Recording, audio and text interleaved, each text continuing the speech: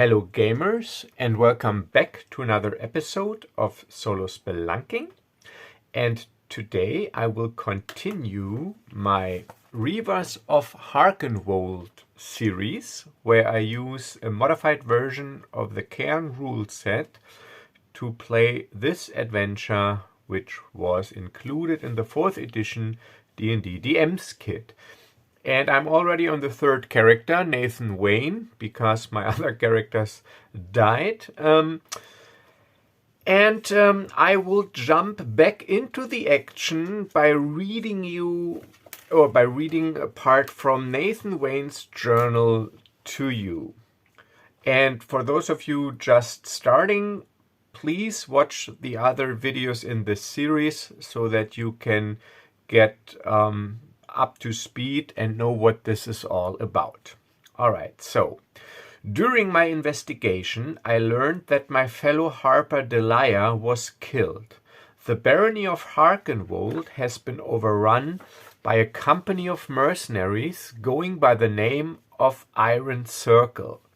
They are terrorizing the people who are in the process of organizing a resistance. Their leader, Dar Grimath, has asked me to use my reputation as a harper to recruit the Woodsinger Elves as allies to the cause. After talking with them in their camp, they agreed to help if I in return root out an evil in an old Eladrin sanctuary, an undead wizard. Having no other choice, I fought my way through goblins and spiders and entered the complex. Alright, so this is where we left off. And before I continue, I want to make a small rules adjustment because I'm still struggling to find the right balance for a single character using this system. And last session, I realized that now I actually felt a little too powerful. So I will use the following modification. I will still use this damage reduction table here, but the fray die, I can only roll the fray die as an extra attack, basically an additional die, if I use it against a different opponent. If I want to use it against the opponent I attack with my regular attack, I will just treat this as a second weapon, so I will roll both damage dice and keep the highest instead of dealing basically 2 instances of damage. But if I use it against another creature, it'll be its own attack. So this is how I will be using this going forward. So I will see how this goes. All right, and now we are starting a little dungeon delve because I'm going to explore this sanctuary to find the undead wizard. And what I got here, I move it a little bit into camera. This is a self-made version of the X-Bane's deck of many dungeons, which I got from Drive-Thru RPG. And I printed them out and I used standard card sleeves and cut them out and put them in front of a normal playing card, basically. So I made my own deck. And this is the first time I will be using this resource. But I will be using this to play this part of the adventure where I try to find and kill this undead wizard. So this will be the entry area. So let's take this one. All right. Let's take a look at the camera. Put it here so that you can see it. All right. So I show it up here. So this will be the entry area. And for those of you unfamiliar with this accessory, it comes with quest ideas that I don't need because I do have a quest. So this is the stairway. I teleported down into this complex. So I arrived on a small platform, let's say up here, and there's a stairway leading down in this large welcoming or entry hall, and it features three doorways. All right, so let's see. I think if I put it here, and I will mark my position on this map with a small red die that I usually use to track critical damage. Let me get one out. Alright, so this is exactly the right size, if you will. So I arrive at the bottom of the stairs. And, damn. Do I have a torch? No, let's check the book if there's some sort of lightning in there. Illumination. Alright, so let's see. D3, the Woodsinger Elves, the Standing Stones, the Wizard Workshop, and Izarn's Lair.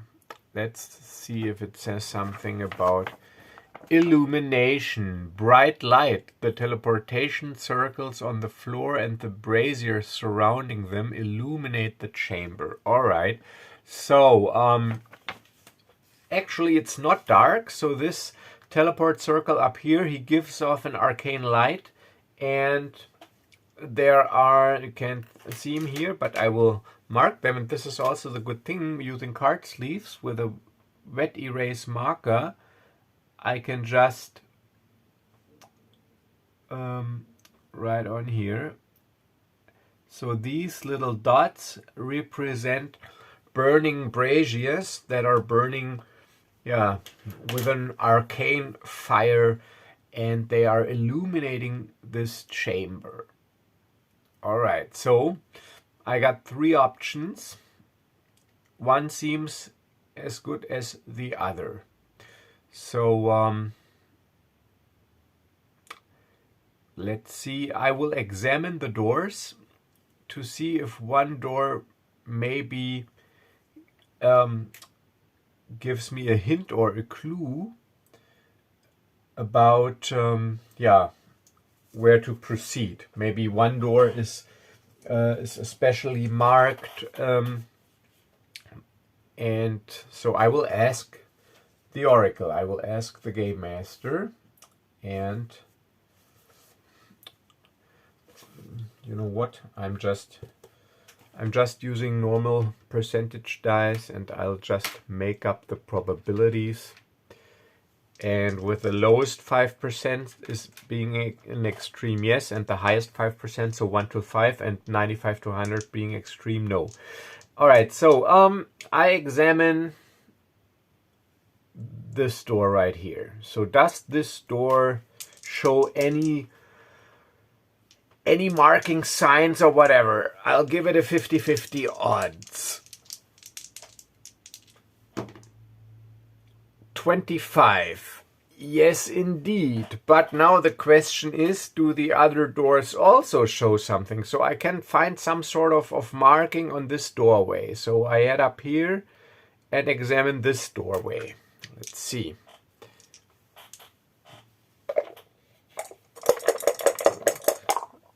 So it's 50-50, 72 no. And then I move down here.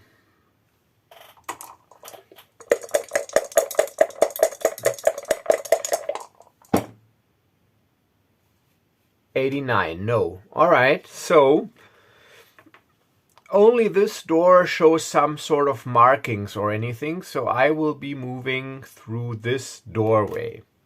And of course this is somewhat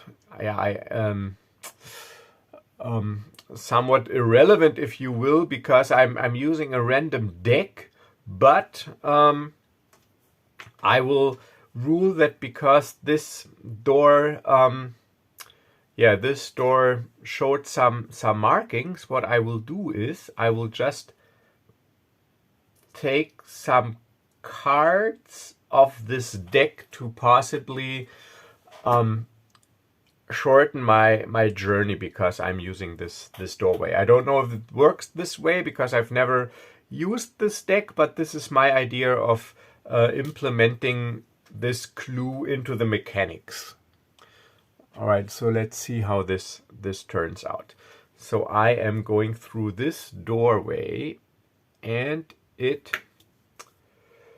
opens up into a corridor, and I will show it to you. And there it includes a monster. And usually you roll with 1d6 plus level. Cairn does not use levels. And also I've determined beforehand, or the adventure states, that I'm looking for an undead wizard. So the theme of this dungeon for me will be undead. So it says here there's a ghoul here. So I will just go with the ghoul. So I don't care about rolling, and I will go with this ghoul. One ghoul per PC. So it'll be one ghoul. And yeah, I just connect this. But as you can see, the ghoul is still pretty far away. And you know what? Let's see if there is also lightning in here, because I can't imagine that every part of this dungeon is lit. So let's ask the oracle if there are any torch holders maybe here with torches that I can ignite. And I say it's somewhat likely, so I give it a 65% chance that there are torch holders. So it's a 65% chance. 88. No, damn. All right, so as I open this door, I see this alleyway continuing, and then it seems like it turns, or it makes a bend, but I can't really tell because there's no illumination in this part of the complex. And the light from this chamber only goes so far. So now I got the problem that I need something to light stuff. All right, this is interesting because I don't have torches. So what I will do, I will move up again, teleport out of the complex, see that I can find some sturdy wooden sticks, maybe like 3 of them, and then I can't help it, but yeah, I gotta take my cloak and rip it apart and use stripes of cloth to make a makeshift torch that I can ignite on these braziers. So this is what I will do. So let's see, 1 2 3 4 5 6 7 8 9. So that's the thing with carrying too much.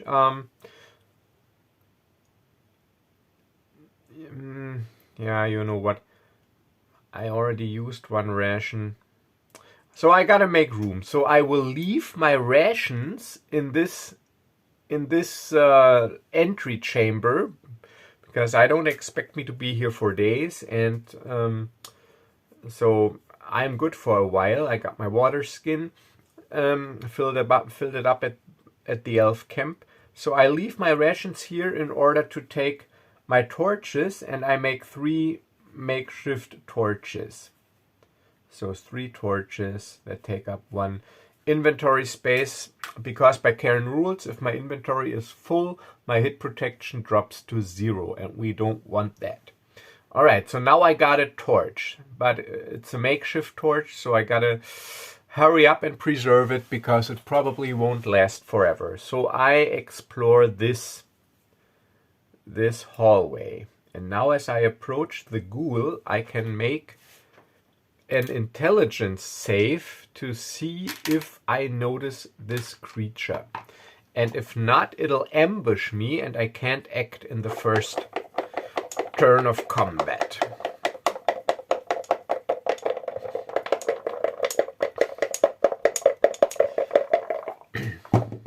Intelligence save 4. Yes, I make it. All right.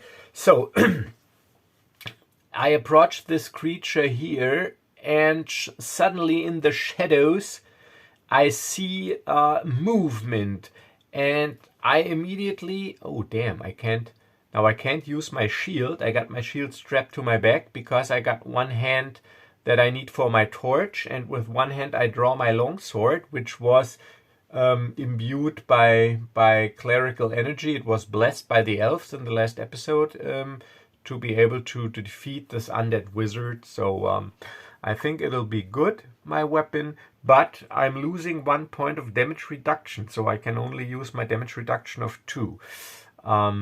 So actually this is pretty interesting, delving through a dungeon when you gotta worry about things like torches and lightning and stuff.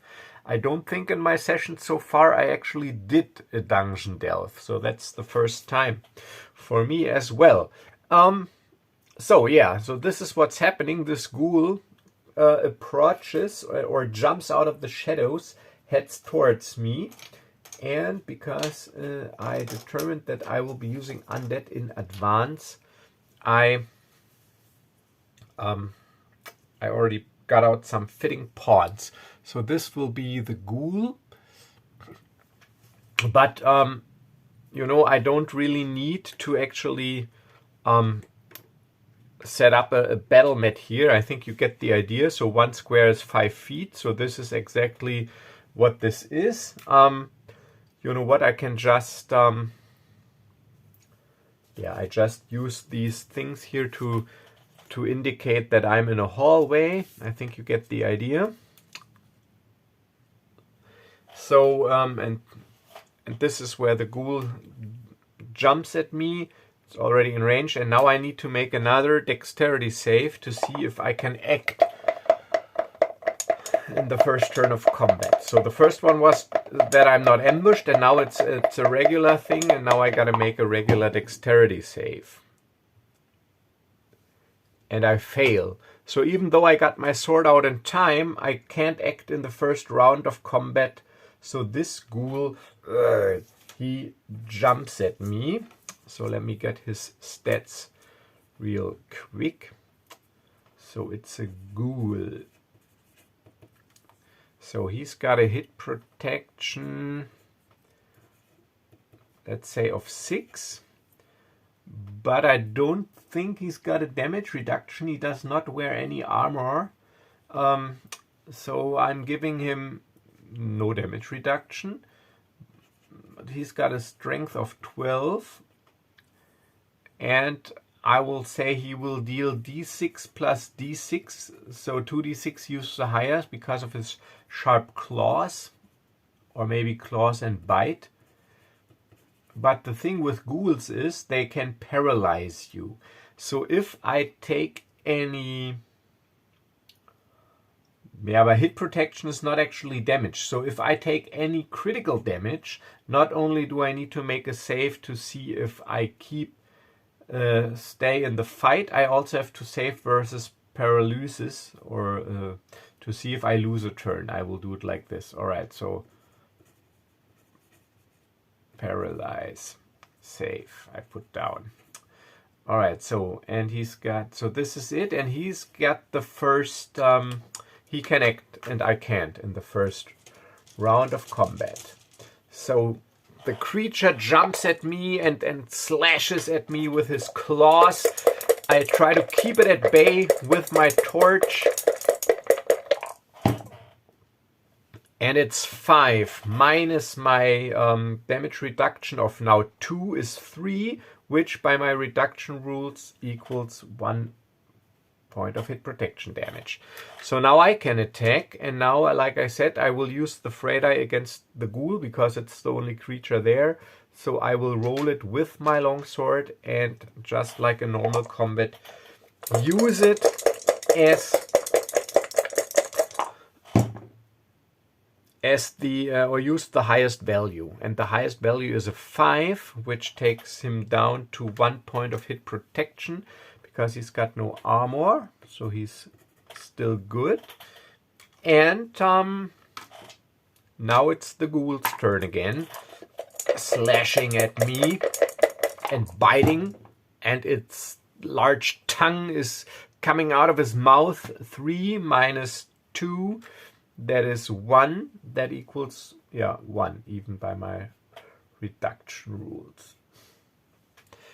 Alright, so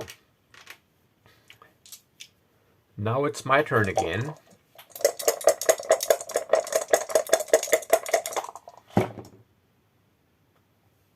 Oh, 6. I used the 6. So that's 1 point of hit protection and 5 points of strength or critical damage. It takes him to 7. And to keep this interesting, because he is actually undead and he's a ghoul, I will not make a save. I say that he stays in the fight because I'm feeling cocky, and I think with this damage reduction rule and the quick regeneration of hit protection, at least in this combat, I think I might be alright. So let's see. So the ghoul attacks. So I thrust my sword into his body and he lets out a shriek because of the holy energy running through him. So that's 5 minus 2 is 3. That's also 1. So I am at 3 hit protection. Hit protection. And now it's my turn again.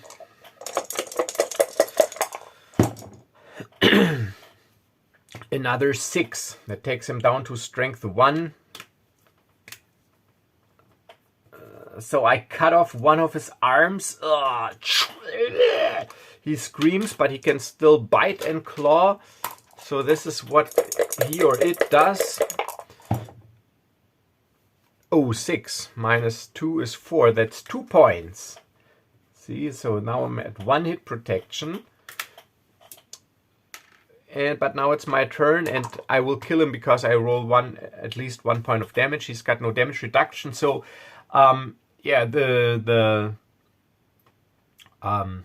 creature slashes at me with his vicious claw, and in the last moment I get my torch up to block it, and with my longsword I decapitate it, and it goes down. All right.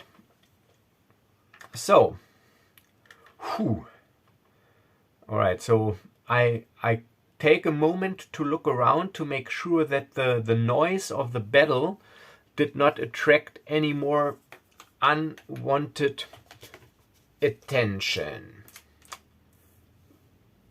So now I think by good old fashioned D&D rules, I think a random wandering monster check should be in order. So I'll roll 1d6, and if I roll a 1, the noise of the combat has attracted the attention of another resident of this dungeon. No, but close. I rolled a 2. So all right, so I listen. All right, it seems like everything is fine. So yeah, I take a deep breath, rest for a moment, take a sip from my water skin, which resets my protection to 6, and then I move on. So as I peek around this corner, I can see how the complex continues. So let's get this over here and get out another card. Oh, okay. So this is already the end, but this is fitting, the end in this direction, but this is fitting because because I determined that this door is special because of the markings. So it seems like maybe, I don't know yet, that I actually might encounter the main villain here already, but we will see. As always, let the dice decide. So yeah, I can see the passage continuing, and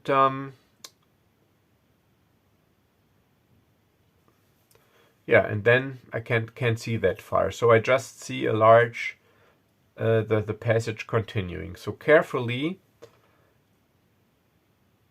I keep moving. And I peek around this corner here. Yeah, and I can see this little thing making a bend, and then I can move around, peek around the corner, see a door. a large, massive looking wooden door. And here, let me pick this up for you. If you can see here, it says hard lock. So this door is locked and it features a hard lock. And also there's, no, I just want to show the cards to you if you're not familiar with them. There's a magic pool, and this is actually a pretty nice resource because this card includes everything you might need in a somewhat system agnostic way. So you could roll a d12 to see if this pool has any effect if you drink from it. And yeah. And then you can suffer damage if you're unlucky and die, or get some buffs or whatever. Okay, so a hard lock. So that's interesting.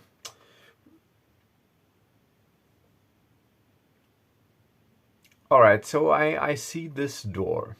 What I will do first is I press my ear against it and listen and try to see if I can hear any noise. And because this is a massive door, I rule, and it's got a hard lock, it'll be very difficult because it's got a thick door. So it'll be an intelligence save, but I say that I will have disadvantage.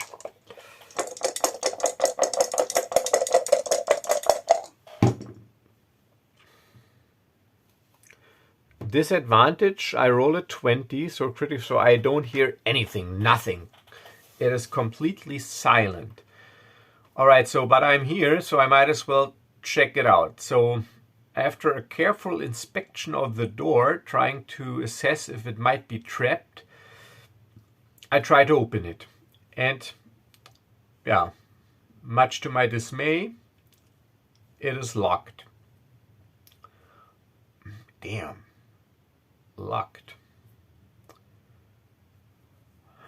Do I have anything to pick a lock with? Not really.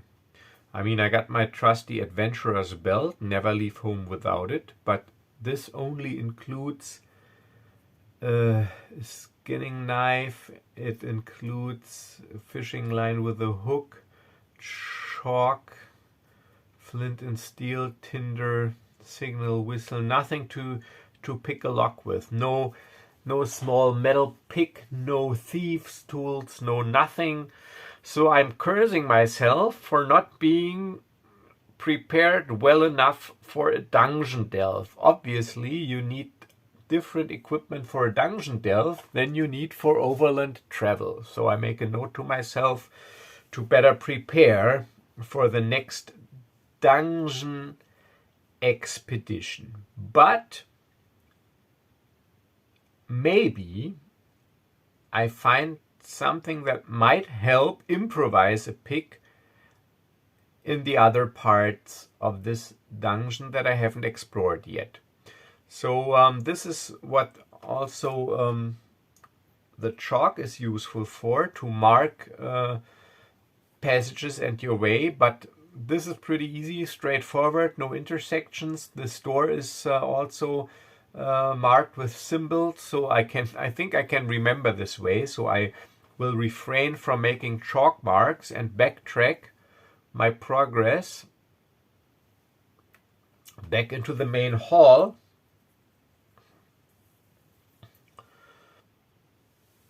Alright, now I checked all the doors, and every other door looked pretty samey, so it's basically a coin toss, but I decide to go north. So I inspect and open this door and see what lies beneath. Alright, so it's another hallway, and it includes a monster, either non-animated armor, orc, basilisk, ghost, or flame skull. So I'm going with the ghost because of the undead theme. But it also features a noise or a sound table here. So let's roll on that to create some additional fluff, to see what I hear.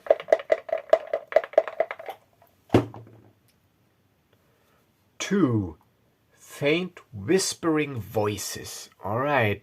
So I hear faint whispering voices, but let's do it like this.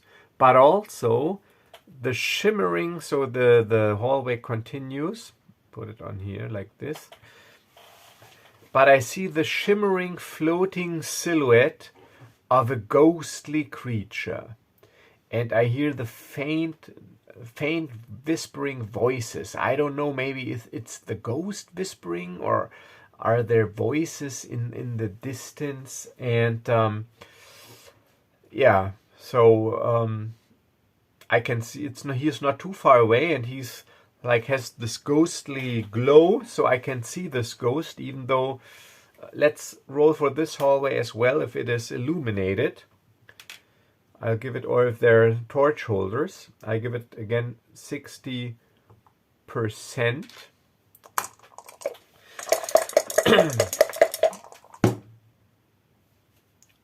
Oh yeah, 15. So I do have torch holders here with torches that are not lit, but that I can light. So I could illuminate this passage.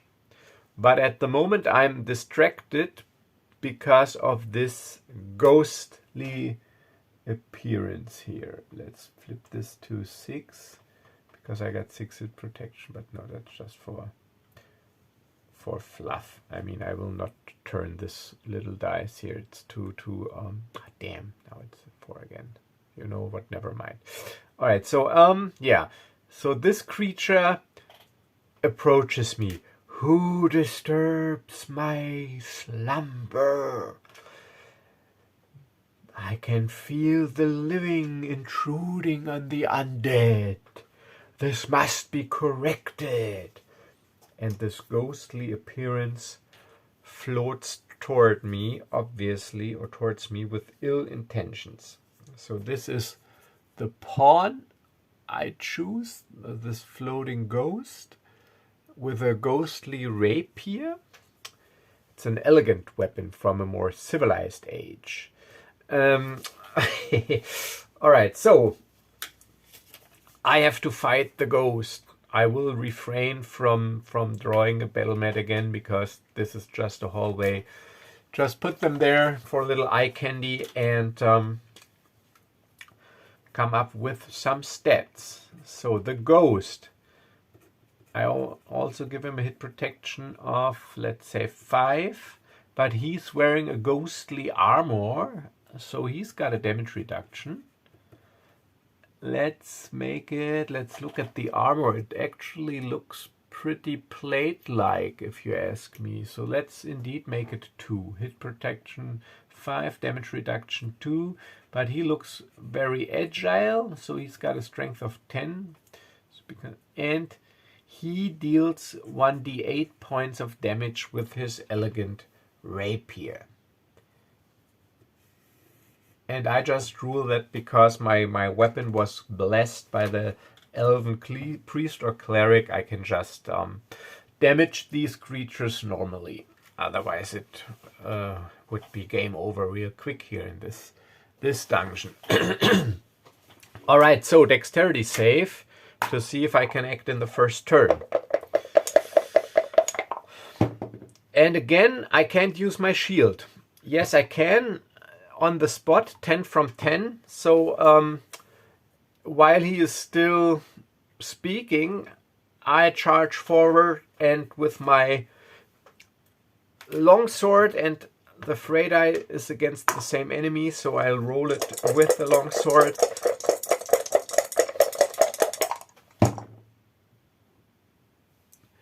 And I deal 7 points minus 2, that is 5. So with one swift strike, I reduce his hit protection to 0. So he's surprised by my decisive action and manages to parry with his rapier the last second. But now the ghost retaliates.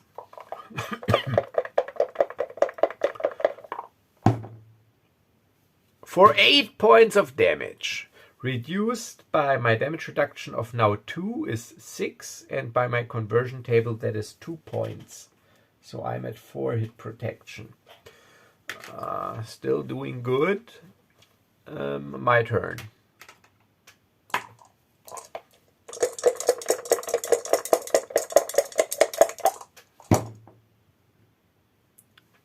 Oh, 6.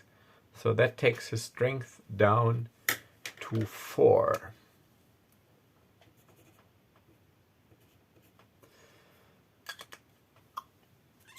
All right. So let's let's do not make a save because he's undead already.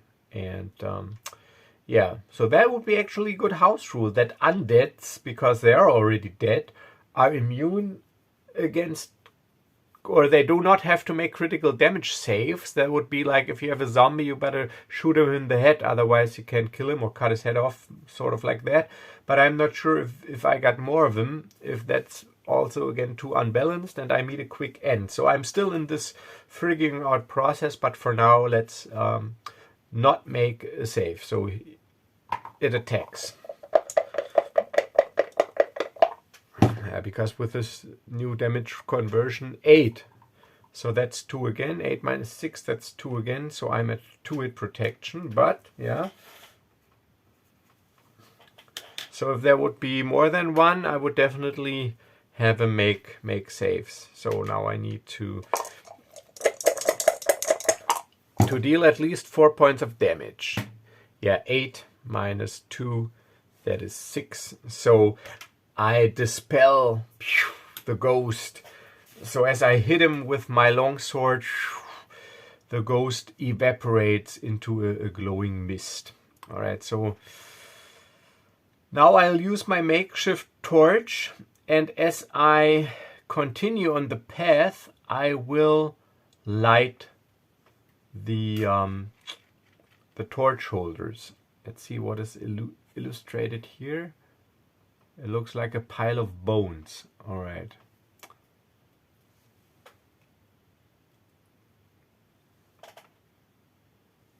All right, so I continue lighting torches. So as I'm halfway through, I can see a little, because of my torchlight, what lies ahead. So I draw another card.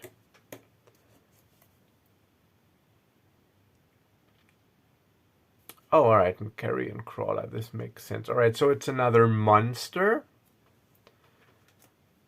So the passage continues. So there's some crumbled walls here, and I'm not rolling. I will go by Carrion crawler because this makes sense also with the undead theme, and like some vermin might also live in this dungeon. So and there's a smell in the air. You know what would be fitting? I do not roll. I will just say it smells like rotting flesh, because it's a carrion crawler. Let's rule that this carrion crawler is actually feasting on a dead corpse. Maybe one of the Daggerberg goblins or so, that when they interacted with the undead wizard got fried or anything, I don't know. So I'm heading towards, so I can see this passageway continuing. I can't see the bend really at this point because the light does not extend far enough, but now as I come closer, I can smell this sweet smell of rotten flesh crawling up into my nose. Ugh. Okay, and here are collapsed parts of the ceiling that I need to navigate. All right, so zoop. And as I approach this corner, the smell of rotten flesh becomes more intense and almost unbearable. Ugh, all right, so I try to keep my distance and try to peek around this corner by by staying close to this far wall here and peek around. And there I can see, all right, so this is a large hallway, make it interesting. I can see, so this is not really a carrion crawler, but a centillipede pawn, but it can easily be a carrion crawler. So I can see this very large and obviously well-fed creature that is has got a chitin skin, and it's got tiny legs, and it's feasting on a corpse laying there.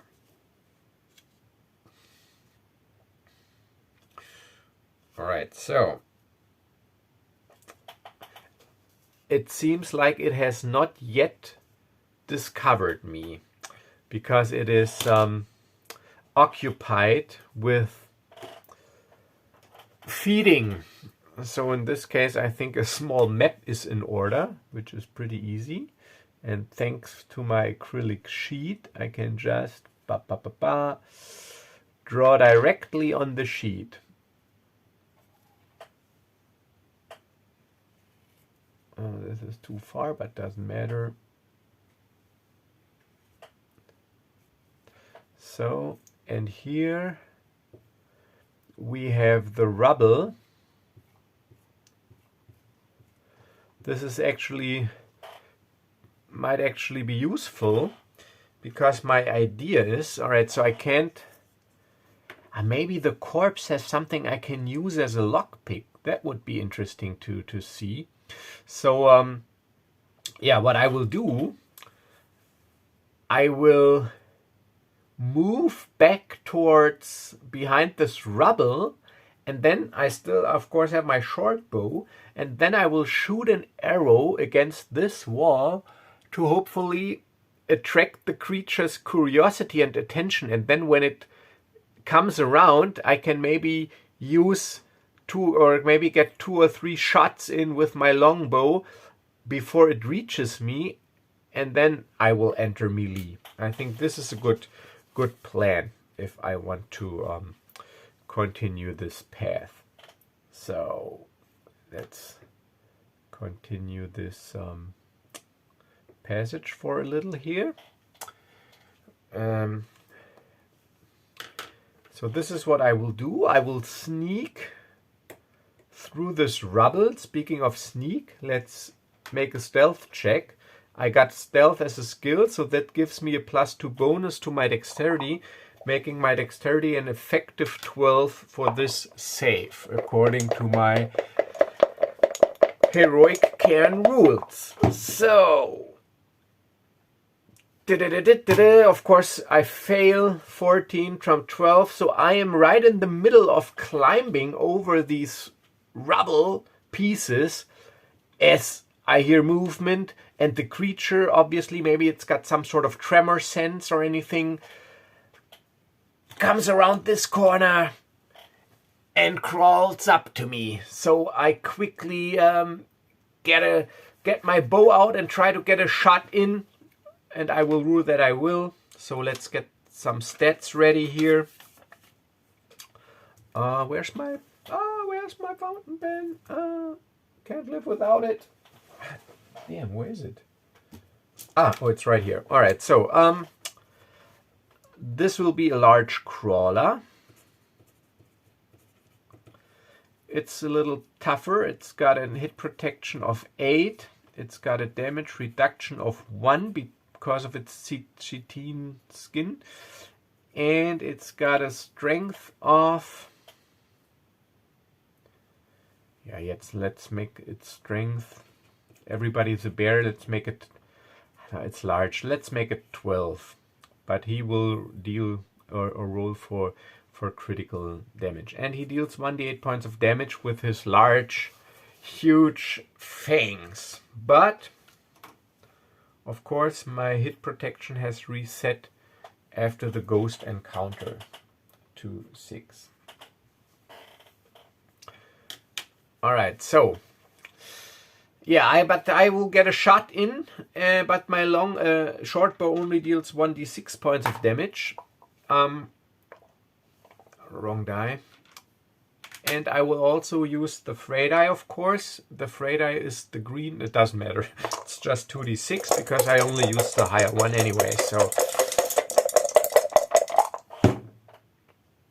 I deal 5 points minus damage reduction 4. So not a bad hit.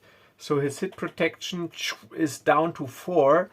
But now the creature, it reaches me. It's got like a climb speed, so it doesn't really bother with difficult terrain or anything. It can just crawl along the wall just like a spider, so it easily reaches me and attacks.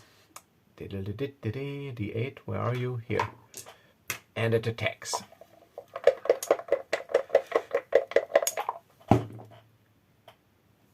Four. So 4 minus 2 is 2, so that is 1 point of hit protection damage.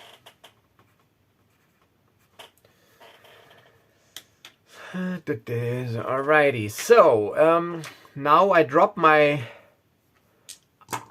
short bow, get my longsword out,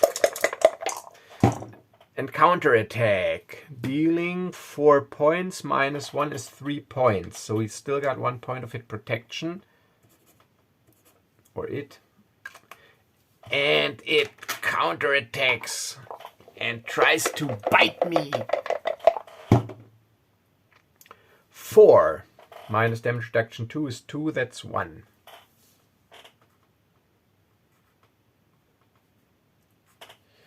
Alright, so we got 4 points of hit protection. And now my turn. With my longsword and my fray die. 4 minus 1 is 3, so that's 1 point of hit protection gone and 2 points of damage. So strength is down to 10, and now because this is a living creature, it needs to make a save.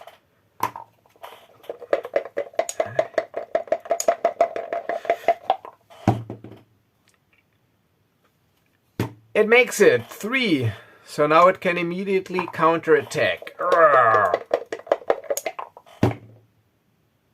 7, ooh, 7 minus 2 is 5, that equals 2 points of hit protection damage. So I'm at 2 points hit protection. And now my turn again.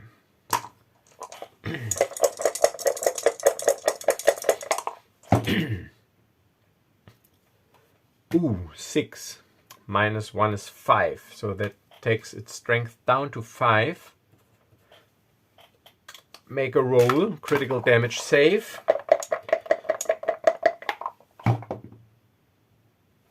Eight. Alright, it failed. So it's not dying, but I scared away. So I thrust or slash at it and cut off one of its tiny legs. And now it decides I'm too much trouble. It rather focuses on dead food already and quickly crawls up the wall and disappears into the dark. All right. So I will end this session at this point because it's already about 50 minutes and I try to keep my sessions at around an hour. And I also got some family business to attend to. I got food to prepare, pizza to make before the girls get home with my wife. So I got to end this session here. But yeah, before I end this session, I would like to thank all of you for your support and your encouraging comments that really brighten my day, and they encourage me to keep going, and it's always a lot of fun to interact with you guys and girls. And yeah, I'm still not happy with this damage reduction mechanic because I don't think I found the right balance between risk and not risk yet, because the fights I had so far, they seem pretty easy, but otherwise Cairn can be over real quick. So 1 point of critical damage, 1 bad save, and you're out of it. Alright, so I still got my fate point. So maybe you can give me some suggestions in the comments how you would do it. I'm thinking I might adjust maybe the scale to 1 to just half it. So 1 to 1 2 would be 1, and then 3 4 2, and so on. Yeah. But then again, if I would play a character who only has a damage reduction of 1, it would be completely different. So, and I don't really want to custom tailor the system to every character. I would like to find one system which sort of works for every character build, I would call them, because they're not classes. Maybe also Cairn is not really suited for solo play, because it assumes that you hire hirelings or anything. But so far I'm really enjoying using the system. So yeah, please let me know in the comments how would you do it to find the right balance. And yeah, I hope you enjoyed this session. I at least had fun. I really like this idea with the cards, and I will leave this set up to continue the next session quickly. So expect another video soon. As always, thanks for watching, and those of you who have not yet subscribed, if you like what I'm doing and if you want to help the channel, please do subscribe. And as always, stay safe and stay healthy, and I'll see you in the next video. Bye bye.